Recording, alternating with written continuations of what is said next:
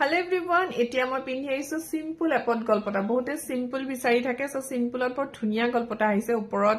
ৰানী colour stone থকা পিন্ধিছো মই colour option আছে আৰু তলত এখিলা খিলা পাত মই তথাপিও আপোনালোকে ধৰিব পৰা নাই সাগে বহুতে সেই কাৰণে মই উচ্চৰ পৰা দেখুৱাই দিছো এইটো গল্পটা পিন্ধি আছো মই ইয়াৰ বহুত কেইটা কালাৰ আহিছে আৰু ৰানী কালাৰ ষ্টোনতটো কেবাটাও আহিছে লব পাৰিব প্ৰাইস হৈ যাব 2500 2500 টকা লব পাৰিব এয়া এবোৰ ৰূপত বনাই গোল পলিশ কৰা হয় মই কালাৰ অপচন গিটা আপোনালোকক দেখুৱাই দিম এতিয়া আপোনালোকৰ সকলোৰে প্ৰিয় কালাৰ ৰেড টো সকলোৱে ভাল পায় মই ৰানী পিংকত পিন্ধি আছো আপোনালোকে ৰেডটো লব পাৰে এনেকৈ বিৰাট মৰম লগা কৈছো নহয় 2500 টকাতে লব পাৰিব এয়া 2500 তে আৰু যদি আপোনালোকে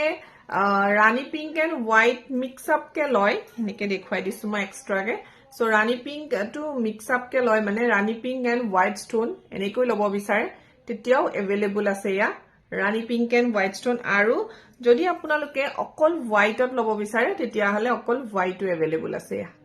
প্ৰাইস হৈ যাব 2500 ইয়াৰিংছটো দেখুৱালোৱে মই ইয়াৰিংছ এনেকৈ আহিব এইটো টাইপৰ যদিহে ভাল লাগিছে সোনকালে মোৰ স্ক্ৰিনত থকা নম্বৰত যোগাযোগ কৰিব থ্যাংক ইউ